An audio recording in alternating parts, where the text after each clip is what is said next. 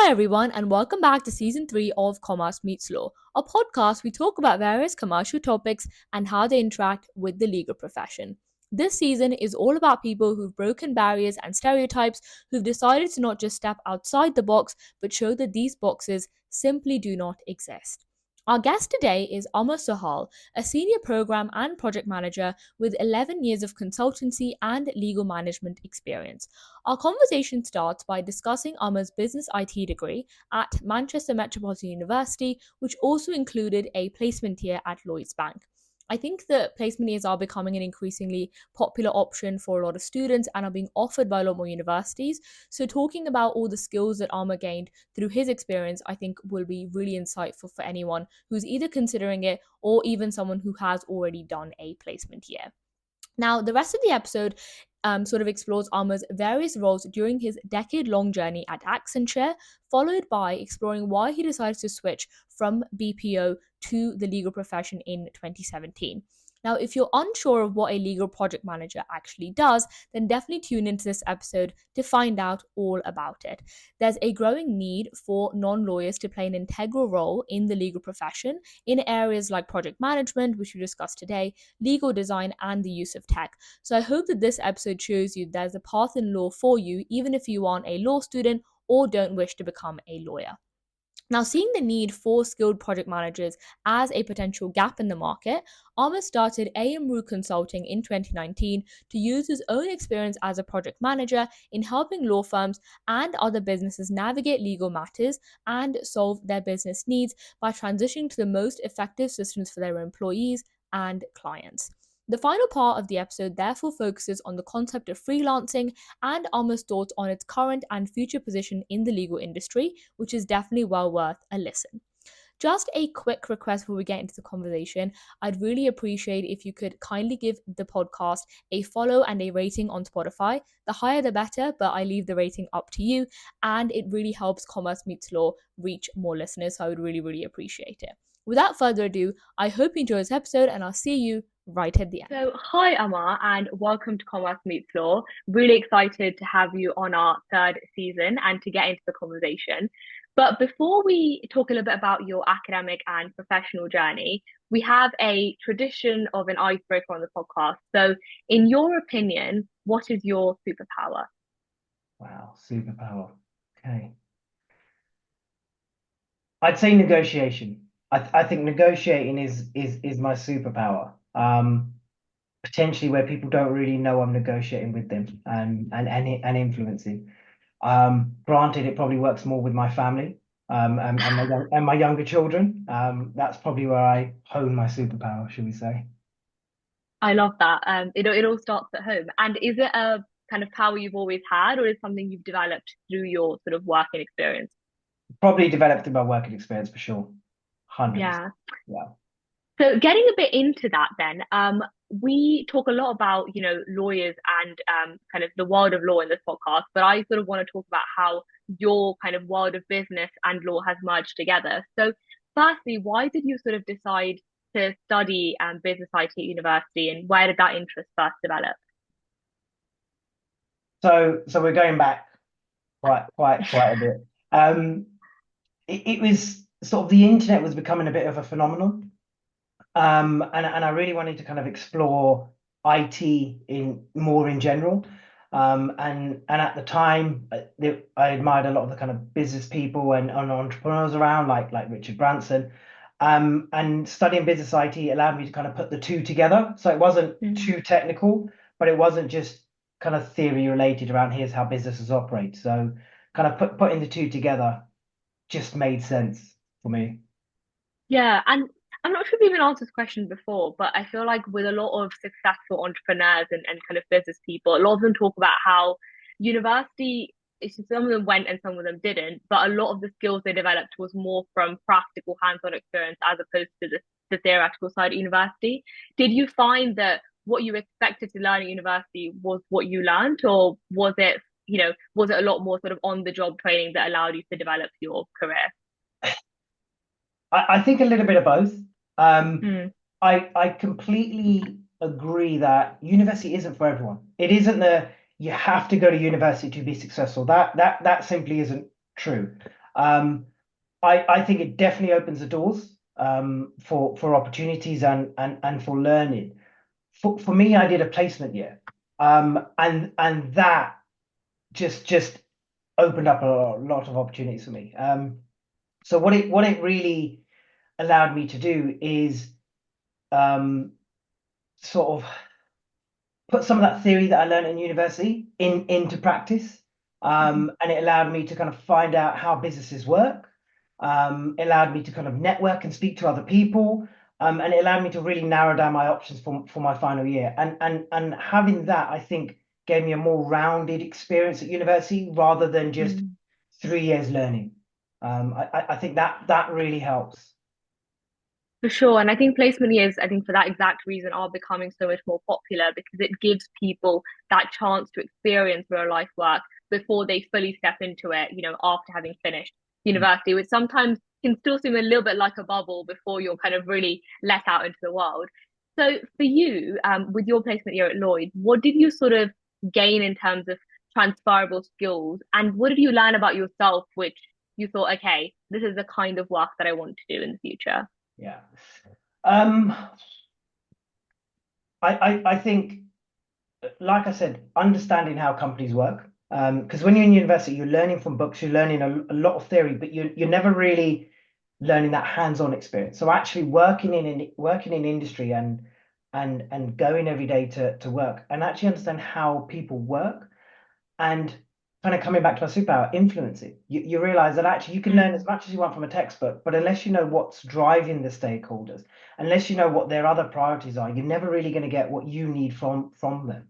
Networking, just speaking to people, understanding kind of what they do, that really helped. And I think it it sort of it helped me really grow in my career, and by that I mean kind of starting at university, my career ambitions, what do I want to do? What do I want to do? I don't really know, but I always knew I wanted to have a variety of experiences and I always wanted to learn. And going to university and doing the kind of theory and doing that placement year allowed me to have that break and learn Mhm. in two different areas.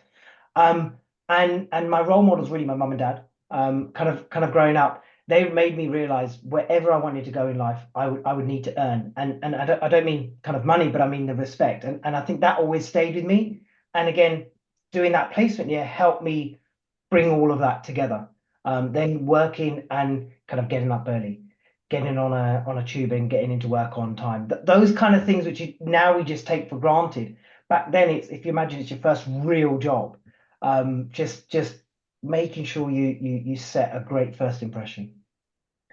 For sure. And I think that, that kind of soft skills side of it as well is just as important as learning sort of, the hard skills and learning the technical side. Also learning, like you said, being punctual, being respectful, learning to work with other people. Those are all just as important, if not more important, which you don't always learn at university, particularly if you do have, a lot more kind of freedom at university to structure your hours as you please. And it's not always the same when, you kind of start working.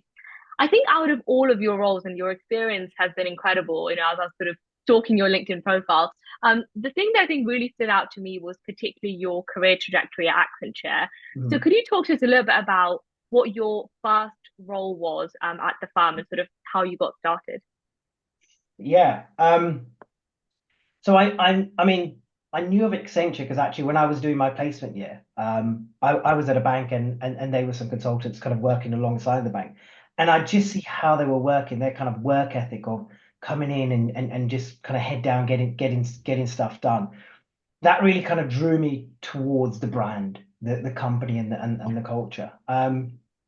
My first role there, I was lucky enough to work on a big FMCG brand, and at the time it was the biggest HR outsourcing deal sold globally. So it was huge, and my role there really I was supporting that transition of those HR services to Bangalore, and I was kind of on the ground project support. And kind of moving those business processes across and kind of coordinated everything. It allowed me to really learn cross-functional skills like Mm. negotiation. my superpower, and at the time it wasn't that much of a superpower. Networking, asking lots and lots of questions. I mean, if there's one takeaway for me, it's don't underestimate that power of Mm. inquisitive. You know, ask questions. You don't know what you don't know, so just ask people, and just absorbing everything you can kind of take from that. That was, yeah, that was my first role, enjoyable role. Yeah, and I think you had a lot of different roles at the firm, and I think one thing that people don't often talk about is growing and kind of switching jobs, which I think is becoming increasingly common, but also switching roles even if you're at the same company, because your job can look entirely different when you have switched roles. So for you, out of all the roles that you did do at kind of your decade-long experience at the firm, which one do you think was the most pivotal, something that maybe you hadn't expected, but one role where you really grew within your sort of professional career? I think for me, I was doing that kind of first role for maybe about 2, 3 years. And again, with Mm, kind of networking and asking lots of questions, I was able to meet senior managers and the managing directors of kind of different teams. And that and being that inquisitive and asking questions, I got to know about the mobilization and transition team. So they're the team that when something's being outsourced, they work with consultants and they kind of move that work across, and they literally manage everything from end to end. Um, and just knowing more about that team, my move into that team, I think gave me the opportunity to lead teams across the globe, travel kind of across the globe, and gave me the mm, experience to kind of then experience and also sell the other solutions that Accenture had to offer. Um, and most importantly, that allowed me to develop my project management skills, and again continually network and learn. And within that team, I had various roles. So I might be the transition lead for a smaller project. I then became a transition lead for everything moving out of Europe to a global transition lead and so on. So just really, I guess that move into that team then just kind of projected me for, I don't know, 7, 8 years. yeah, and I think that that really shows, like you said, the power of asking those questions and the power of building those relationships, really allowing you to understand what other people are doing, and also for people to have that confidence that you do have the willingness to learn and the willingness to grow, even though it's a role that you haven't done before. Mm. I think, we've spoken about a little bit about the commerce side, and since the podcast is called Commerce Meets Law, I want to get into the legal side as well and your role in it. So, your sort of first role within the legal profession was kind of being a legal project manager. And I think, you know, we talk a lot about the traditional sort of lawyers within a firm, but there's so many other people that allow everything to keep going and the cogs to keep whirring within the business. So, could you tell us a little bit about what a legal project manager actually is and what that sort of role looks like on a day-to-day basis? Yeah, of course. So legal project management or LPM, for sure. It's fairly new in the legal industry. I want to say maybe 10 to 12 years. Mm, So an infant. And in essence, it's really a role that works alongside the lawyers and the fee earners. And the thinking is that role should do all of the non-legal aspects of working on a matter. So that could be things from organizing and coordinating work, getting updates from multiple jurisdictions. So if you had a multi-jurisdiction survey and you need to coordinate with multiple jurisdictions and offices, you don't need a legal profession to do that. So that kind of non-legal aspects. Um, getting updates and work products if it's an M&A transaction or anything like that, and just really kind of coordinating and giving the work out to the rest of the lawyers around what they need to do so they can just manage their work as opposed to what's coming next and what's coming next and chasing for updates. Matter billing, so ensuring people have closed all of their time, reviewing that, invoicing it out, answering any invoice questions from the client.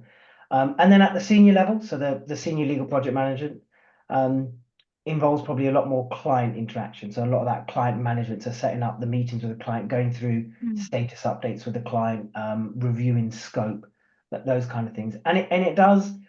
it does change slightly from firm to firm, depending on what the appetite is for LPM. But I believe across the industry, we're trying to really standardize that now. So as a client, if you want an LPM, you know exactly what you're getting as an LPM, regardless of the firm that's supplying it. Yeah, and having just spoken about sort of your experience at Accenture and then having spoken about this role, there sounds like there's a few similarities, but also quite a few differences. So, what made you want to transition into the world of law and take up project management in within the legal profession? Um, it was a difficult decision. It was definitely a difficult decision because I was kind of at Accenture for about 10, 11 years, Yeah. and being somewhere where it's familiar is always easy. Um, Mm, but I think I was ready for a new challenge. Um, Project management in Accenture is very prescribed. It's a trusted and defined way of doing things, and that gives mm, clients 100% comfort because they're like, I know exactly what I'm going to get. But yeah. it's also limited in the sense that you don't have much room to think outside the box or outside that process, and your approach is already is prescribed. With LPM being very new in the legal industry, there wasn't a right way of doing things, and that sort of appealed to me because it was okay. We don't need all 20 of these steps. This is just a matter that we're just managing. Actually, we only need step one and three and seven, and actually we can tweak it how we want. But because it was also new, that may have been the norm, but no one else really knew. So that kind of appealed to me. That kind of challenge of going somewhere uncharted.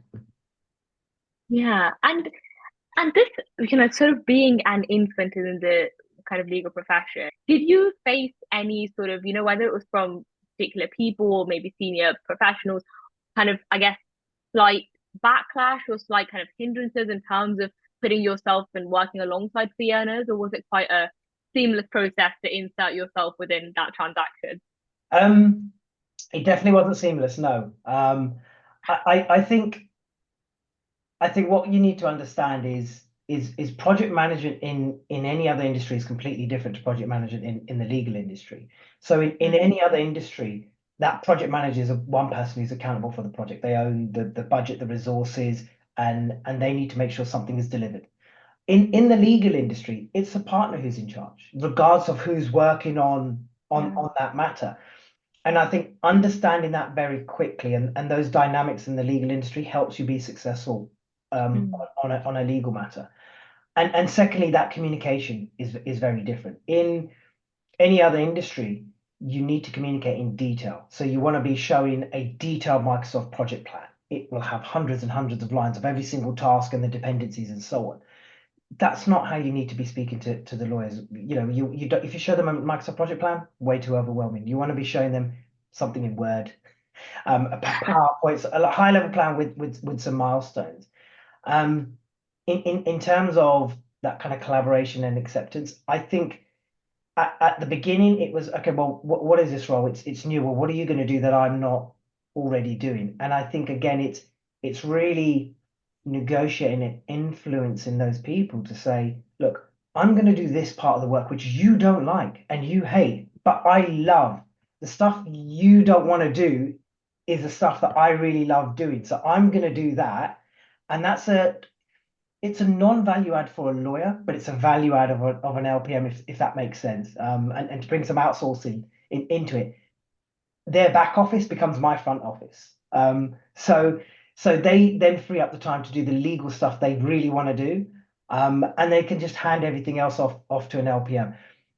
It is very difficult to get accepted at the beginning, but if you work with and work on some legal matters and you prove the value that the LPMs bring, very quickly you'll find that those partners and those senior associates are coming to you and say, right, I've got another matter I need you to work on.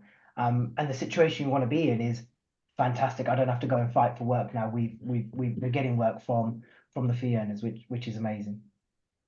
I think that's a really, really good explanation. I think that would be helpful for a lot of people who, don't really know a lot about this area and think that if they don't want to be a lawyer, they don't have a place in the legal profession, which is definitely not true. And I think that, things like legal project management and so many other roles, especially sort of within tech and the design side, are definitely growing in popularity. I mean, I would As just I would just say that actually there's a lot of LPMs that I know that are ex-lawyers who have kind of Yeah. qualified a couple of years PQE and decided actually I don't want to continue on this trajectory and actually do a move into LPM or legal ops or legal tech, like you said. So it allows you to kind of stay in his industry and still use the experience and the knowledge you've already got. For sure. And I guess, speaking to someone who perhaps was in your position at university, having studied business and, kind of having done that side for a while, what would you say to them in terms of what skills or things they should focus on if they want to come into this area of legal project management? What sort of tips or advice would you give to them potentially? I'd say research. Research kind of what the role is. There's a lot of material kind of out there around LPM and legal ops, and legal tech. Understand how law firms work. They're very, very different from other firms and from other industries. Don't believe the stereotypical stuff on legal. So in my ignorance, kind of coming into it was like, okay, well, you can't trust lawyers. Everything is billable and everything is hourly rates. Yes, there are hourly rates, but what you'll quickly see is firms are moving away from that to try and give clients more value. And hourly rates make sense where scope really isn't clear and we're not sure what we're getting, and actually that can benefit clients. So don't believe everything you hear and see. Read, research, and develop your own opinion. I'd say that's the key thing. And then once you're in, ask questions. Ask questions. Yeah, I think those are, golden piece of advice. I feel like, especially now, there is so much information out there, which is really valuable, but also sometimes can give you a stereotypical impression or the wrong impression of what you're getting yourself into. So I think finding the right information is definitely a skill in today's day and age where we just have so much, sort of given to us. The other aspect I really wanted to talk about, especially because this season is all about sort of people who have broken barriers, people who have, kind of stepped outside those boxes that we kind of seem to put ourselves in. And the kind of side I want to talk about was the idea of freelancing, because I think that's also something that's become a lot more popular, something that a lot of people are considering. So could you tell us a bit about why you started AMRU Consulting and sort of what your initial sort of idea was when you started the project? Yeah. So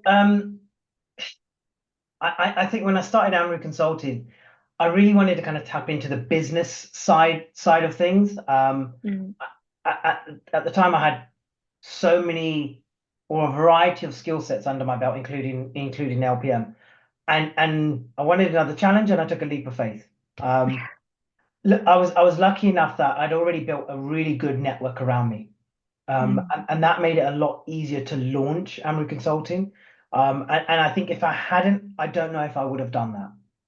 So again, it kind of goes back to everything I was doing in my career, where I was asking a lot of questions, I was being inquisitive, I was networking and bringing all of that knowledge together with the kind of university side of businesses and so on. I was like, right, let me launch something and do something myself. And if it doesn't work, it doesn't work. At least I would have tried. For sure. And I think that that side of what you said is so important because I feel like on the one hand, I think a lot of, young people and I think people in all sorts of ages and experiences are thinking of the idea of freelance because there's so many different, I think, it gives you flexibility, it gives you the chance to, kind of work on your own terms. But I think that recognizing that side of the value of building experience and building connections and a network to rely on when you start, your freelance and your own business, I think is an area that people need to pay just as much focus on. Can you tell us a little bit about what services the company provides and sort of who your key clients are? Yeah. I can't go into client names, obviously, but Of our course. kind of clients range from law firms and in-house teams that want support on legal project management or consulting, or any kind of European or global based clients who have a transformation project. So anything where there's a HR or finance business process moving into a shared service center, or they're setting up shared service centers for themselves. Project management services, that's our bread and butter. So that's kind of what we offer kind of across the board. We also work with companies on kind of business operations and business development, so try creating solutions for potentially tracking work, tracking matters, and then helping build that out, and then supporting that solution for them, or helping them sell that solution to other clients. I think for us, where LPM itself is really new, it's difficult then for new entrants to kind of grasp those inner workings of a law firm. And I think the service we offer, or our niche at least, is we're able to kind of hit that ground running because we've got all of that experience behind us. We speak to stakeholders very quickly. We understand, look, what do we need for project success? And then we'll establish and run with that matter. If we're working with a matter, we'll work with the matter until it's closed. Or if we're coming in to fill a gap, we'll work with that matter. The firms or the operations teams will hire someone permanently, and then we've got a robust handover process. So we'll make sure that we hand over to that person, so then they are set up for success, because their success is kind of our success as well. And I that we work on that to make sure that that's seamless. But really, that's kind of what we do in a nutshell. Yeah, and I think that's I've heard a really good explanation from I guess, slightly playing devil's advocate in a way, from a client's perspective, when they're sort of paying, a law firm and then they're bringing in, a firm like yours, a consulting business, from their perspective, it sounds like there's, potentially an additional cost to bringing in another firm. So how do you sort of, I guess, pitch to the client or to the firm? How does that sort of process work in terms of why your consulting business should be brought in and what sort of value that would add to the transaction as a whole? So it's a good question. Generally, we're cheaper than the lawyers. So actually, you wouldn't want, if you think about the client, do they really want a lawyer doing this work at the rates that they charge, or would they want someone who's got the breadth and experience of doing this day in, day out, and is incredibly a lot cheaper than a senior associate doing this? And secondly, it means that they get the value then, because actually they're getting the right work at the right cost, and the lawyer then is able to do the work that they want to do at the right cost. So it works out for the law firms, and it works out for the client. And again, a lot of this stuff is where you've got the legal matters where you want to, and it warrants having a legal project manager on it. And again, it's kind of the project manager's responsibility is really to make sure that matter runs.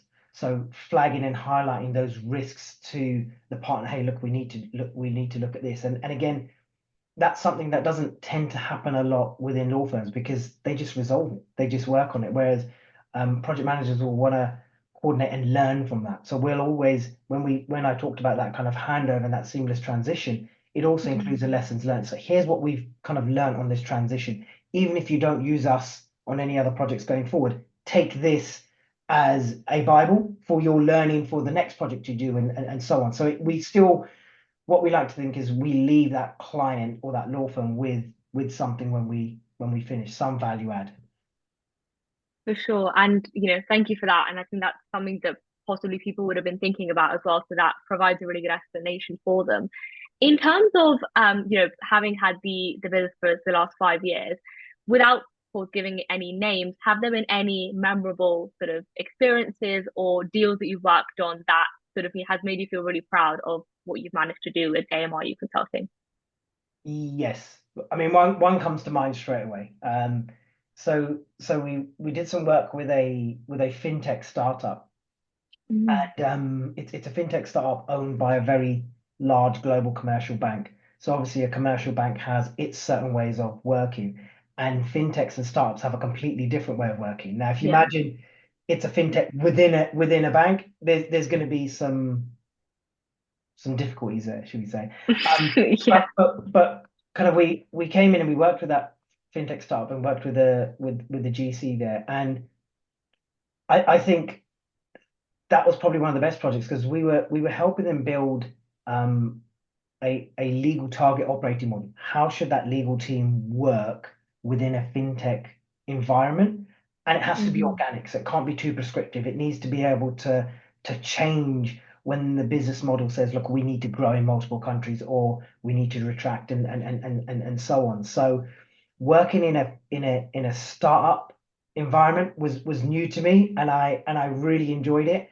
And doing all of the, I'd done target operating models for finance and HR, and I'd done legal project management, but actually doing a target operating model for a legal team was new and exciting as well. And then throwing in that kind of startup environment, full of challenges, full of excitement. Again, lots and lots of questions, lots of negotiations.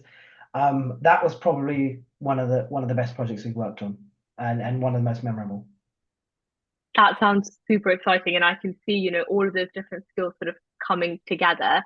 From maybe someone who is also interested in this world of freelance, probably thinking about these sorts of questions. But what does the timeline of a sort of a general project look like when you sort of get started? For example, on the one you mentioned, is it sort of, a couple of months? Does it take normally a year? What's that sort of, trajectory look like?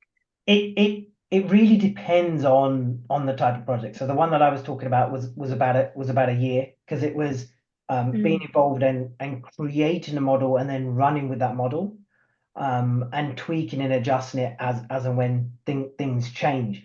Um, and then that model needs to be sustainable.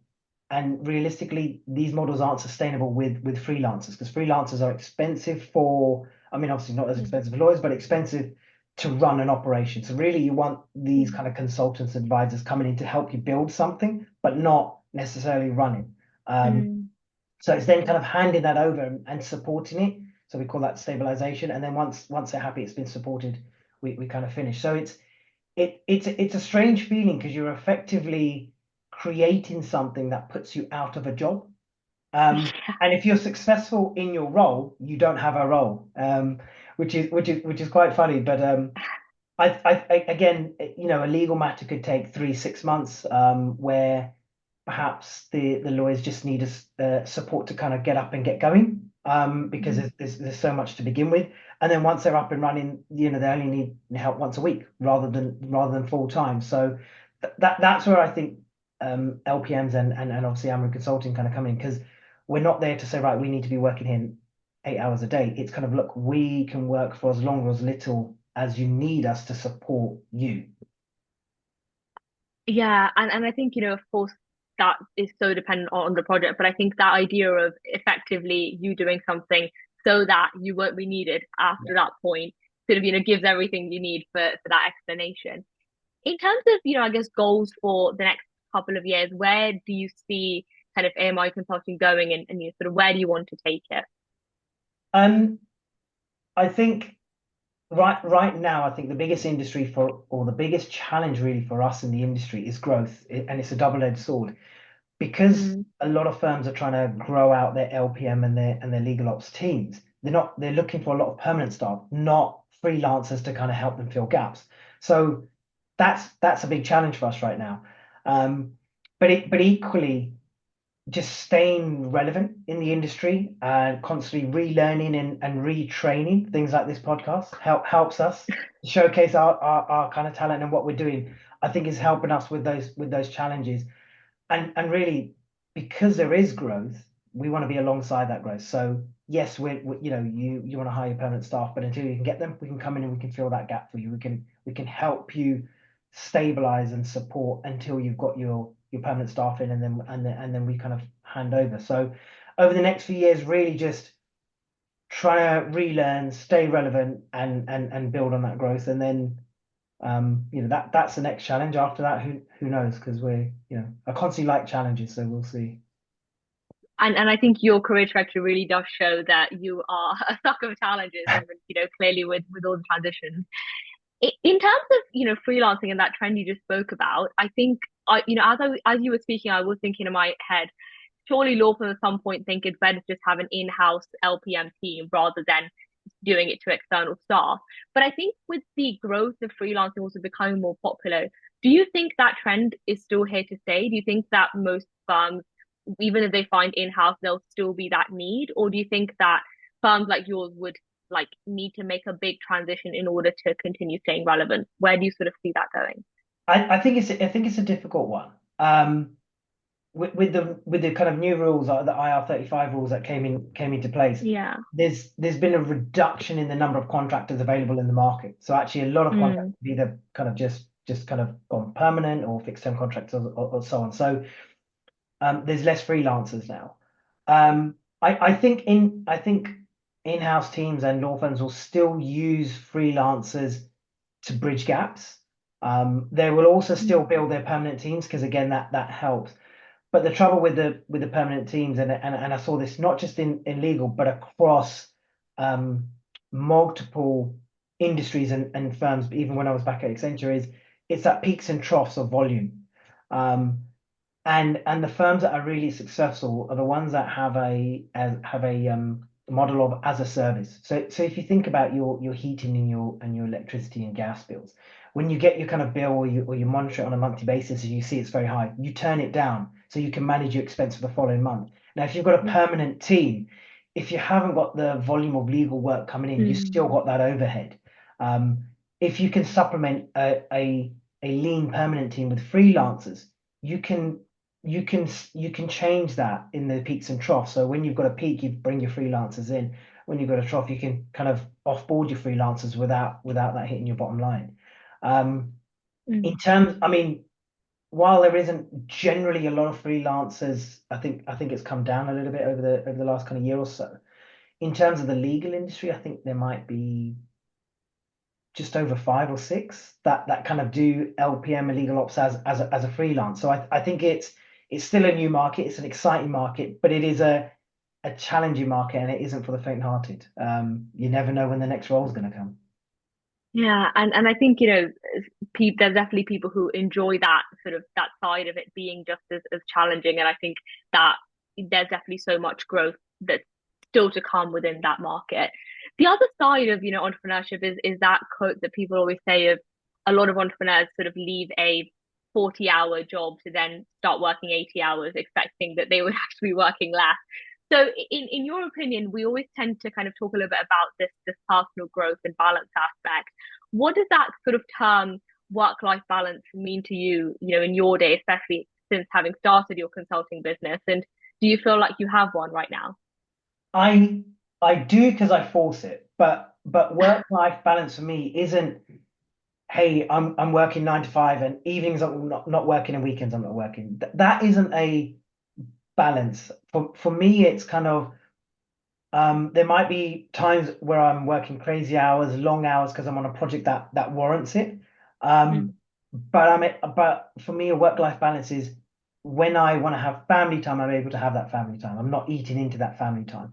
And it might be things like, right, you've got to pick up the kids at 3. When you're working a 9 to 5, you tend not to. When you're freelance and you can kind of block out your diary, Yeah. maybe you pick up the kids at 3, you'll spend some time with them, and then maybe you'll log on later on about 8 o'clock in Mm. for a couple more hours. That for me is a work-life balance. It's not I can't work in the evenings. It's you see what's important for your kind of family time and that balance, and then you adjust it accordingly. Um, you're right with kind of what you said with freelancers. You can't really choose when your next project's coming. So there might be Mm. times where actually you've got this project, you've got a job and an opportunity, and therefore you don't know when it's going to finish. You don't know when the next one's going to come. And in between those jobs, you do get some downtime, and that's amazing. But equally, um, when you're freelancing, you need to go and get that work. So if you Yeah. take too much downtime, you're not going to get any more work coming through. So when people are, hey, I'm going to go freelance, I'm going to quit my 9 to 5 and just have a lot more free time, it doesn't work like that. I think you'll end up working more, but it is more rewarding because you can see the benefits Mm. of all the hard work and effort that you're putting in. For sure. I think that, risk reward ratio is definitely a lot more within the world of freelance. But I think, like you said, it's that word of balance is never a 50-50 thing, and it doesn't look the same for everyone. It can look different in every season of your life as well. When you are sort of maybe younger and you don't have those responsibilities, maybe you're working a bit more, and then your priorities change at every point as well. We always tend to end with a bit of a rapid fire. So for your rapid fire, the first question is, what is the best and worst advice you've ever received? I'll start with the worst advice. And because I still think about it. I was I had to kind of chase something up, and the advice I was given by a very senior person was, well, be aggressive in the email. Tell them you need this. Throw senior names around. Say this is the person who's waiting for it, and this person. And I was kind of younger in my career, and I did that, and it didn't work. It backfired. So don't do that. Is my advice now. Just don't do that. The best advice I've been given is learn to be comfortable in the uncomfortable. So that might mean an awkward silence in a meeting or a negotiation, something. And people always want to feel that silence. Be comfortable in that silence and that uncomfortableness. That's probably the best advice I've been given. That's one the both of us we haven't yet had on the podcast, so that's a nice new one for everyone as well. The next question is talking a little bit about, I guess, that life side of the work-life balance. What are the top three travel destinations on your bucket list? Okay. My top three would be the French Polynesian, Hawaii, and the kind of Far East. I've done two of three. I'll let your listeners guess which two I've done and which one's still on my bucket list. I love that. We'll get them to put it in the kind of comment section. The next question is, if you could relive one day of your life, which one do you think it would be? That is a very good question. Generally, I don't think I'd want to go back in time. I think our past kind of makes us who we are today. But if I was to relive a day and make no changes, so the butterfly effect and everything, it would probably be the day my granddad passed away. I would just love to see him again. So not change anything, but just go back and see him again. Yeah, I love that. The next question is, what is your, and this can be whichever one you choose, book, movie, or TV show, whichever you sort of choose to watch. What would be your favorite one of all time? Something that you always sort of go back to. I'm gonna go book. And my favorite book, or the one that I read quite frequently, is a book called The Last Don, and it's by Mario Puzo, who wrote The Godfather. Absolutely amazing book. If you like The Godfather, you need to watch that. There's another one, oh sorry, read that. There's another one called The Sicilian. That's also really, really good. Yeah, those two for sure. To add to everyone's TBR pile for sure. And the final question is, if you had to, I mean, you've had quite a few career paths, I'd say, but if you had to choose an alternative career path, which one do you think it would be? Well, I love house renos. So maybe refurbishing a house and getting to see something that's unappealing and being transformed would definitely be up my street. No pun intended there. Or anything to do with Lego. Absolutely love Lego. Amazing. I love that. And with that, Amar, thank you so much for coming on the podcast. It was such a pleasure to speak to you. And I sort of, had in my mind that we'd be talking about something interesting, but it ended up being so many things that I hadn't thought about. So I hope that people get a lot of value and information from this conversation. Well, thank you for having us. And yeah, I hope people enjoy listening to my voice. And on that note, thank you so much for listening to this episode, and a massive shout out to Amar for taking the time to come on the podcast. This was a different conversation to the usual episodes on Commerce Meets Law, but one where I ended up learning so much, and I hope that you did too. As always, please do send your feedback on commercemeetslaw@gmail.com, or you can also DM me on Instagram at commercemeetslaw. And for extra CMA content, definitely do check out the TikTok and the Commerce Meets Law YouTube channel. For now, take care, goodbye, and I'll see you very soon on the next